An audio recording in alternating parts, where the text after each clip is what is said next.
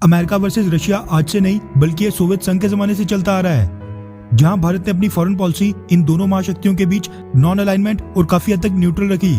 मगर Turkey, France, Britain समेत कई वेस्टर्न देशों ने अमेरिका के साथ अलाइन होकर नाटो मिलिट्री अलायंस बनाई, जिसने बाद में कई दशकों के कोल्ड वॉर के बाद सोवियत संघ को कई टुकड़ों में बांट दिया। सोवियत यूनियन तो 1991 में टूटा था और तब से रशिया आज तक इन सभी नाटो सदस्य देशों के साथ अकेला टक्कर ले रहा है। इस बीच इन सभी नाटो देशों और खासकर अमेरिका के प्रतिबंधों की वजह से रशिया आर्थिक तौर पर तो काफी कमजोर हो गया है, लेकिन सैन्य तौर पर आज भी नाटो के कई देश रशिया से पंगा लेने से कतराते हैं। और रशिया के सामने ये नाटो संगठन सैन्य तौर पर कितना बोना है, इस बात का अंदाजा आप इसी बात से लगा सकते हैं कि साल 2014 में रशिया ने इन सभी नाटो देशों के नाक के नीचे से यूक्रेन के क्रीमिया को कब्जे में ले लिया था। उसके बावजूद नाटो के ये सभी देश और अमेरिका रशिया का कुछ भी बिगाड़ नहीं पाए।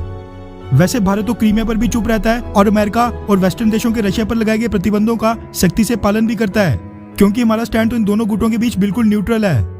लेकिन 1991 से लेकर 2021 तक अब रशिया तो सैन्य तौर पर कमजोर नहीं हुआ, लेकिन नाटो के सदस्य देश अब आपस में बिखरने लगे हैं। पहले टर्की ने रशिया के साथ हाथ मिलाया और अमेरिका और रशिया के बीच न्यूट्रल होने के संकेत दिए। अब टर्की के बाद नाटो का एक और इम्पोर्टेंट यानी बहुत ही अहम सदस्य फ्रांस भी बगावत के संकेत दे रहा है। वैसे आपको वो खबर तो मिली गई होगी कि 2 दिन पहले ही फ्रांस ने नाटो को ब्रेन डेड संगठन बताकर इस साल इसकी फंडिंग को बढ़ाने पर असहमति जताई थी। यानी फ्रांस को यह महसूस ही नहीं हो रहा है कि अपने देश की डिफेंस कैपेबिलिटीज को बढ़ाने के बजाय नाटो को मजबूत किया जाए। ये तो खैर 2 दिन पहले की खबर थी।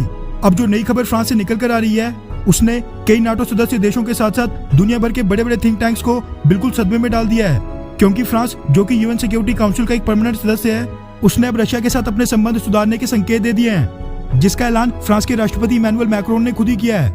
यानी कि फ्रांस भी अब भारत की तरह फाइनली अमेरिका और रशिया के बीच बिल्कुल न्यूट्रल होने की तैयारी कर रहा है। दरअसल रशिया टुडे, ईयू और कई मीडिया हाउसेस के हवाले से मीडिया रिपोर्ट सामने निकल कर आ रही है कि फ्रांस के प्रेसिडेंट इमैनुअल मैक्रोन ने एक प्रेस कॉन्फ्रेंस के दौरान कहा कि रशिया पर प्रतिबंध लगाने वाली पॉलिसी बिल्कुल भी काम नहीं आ रही है, इसलिए अब हमें डायलॉग पर ध्यान देना चाहिए और यूरोपियन यूनियन को मॉस्को यानी रशिया पर अपने स्टांस को एक बार फिर से रिव्यू करना चाहिए। वहीं प्रेस कॉन्फ्रेंस में मौजूद रिपोर्टर्स ने जब उनसे काउंटर क्वेश्चन करके पूछा कि रशिया द्वारा जो नवाल्नी जैसे ओपोजिशन फिगर्स को जेलों में बंद किया जा रहा है, वैसे सिनेरियो में आप क्या करेंगे और फिर यूरोपियन यूनियन अपने ऑब्जेक्टिव्स कैसे पूरे करेगा, इसके जवाब में जो फ्रेंच प्रेसिडेंट इमैनुअल मैक्रोन ने कहा, वो सुनकर आप भी अचंभित रह जाएंगे। इमैनुअल मैक्रोन ने रिपोर्टर से जवाब में कहा, आप क्या चाहते हैं, हम क्या करें? क्या रशिया के साथ आर्म्ड कॉन्फ्लिक्ट यानी सैन्य टकराव शुरू कर दें? क्या रशिया के साथ बिल्कुल कट ऑफ करके सारे रिलेशंस तोड़ दें, या फिर इसी तरह प्रतिबंध पर प्रतिबंध लगाते रहें, लेकिन वो भी कब तक? आगे उन्होंने कहा कि मैं अब रशियन प्रेसिडेंट व्लादिमीर पुतिन के साथ रेगुलरली बात कर रहा हूं और हम सिचुएशन को बेहतर बनाने के लिए काम कर रहे हैं। वैसे देखा जाए तो फ्रांस का नाटो संगठन को पूरी तरह इग्नोर करके रशिया पर प्रतिबंध थोपने के बिल्कुल खिलाफ जाकर रशिया के साथ अपने टाइज नॉर्मल करने की बात करना, यह साफ दर्शाता है कि भारत की जो नॉन अलाइनमेंट की पॉलिसी है आज के इंटरकनेक्टेड वर्ल्ड में, वो बिल्कुल सफल है, ना कि वो पॉलिसी जिसमें एक पक्ष या एक खेमे में जाकर अपने लिए सारे अवसरों को कम या फिर सीमित कर लेना। खैर, वैसे आपको क्या लगता है कि भारत को अमेरिका और रशिया में से किसके साथ जाना चाहिए, अमेरिका या फिर रशिया?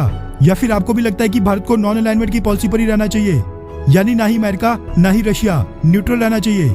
नीचे कमेंट करके अपनी राय जरूर बताएं।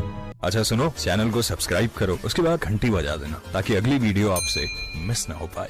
Thank you.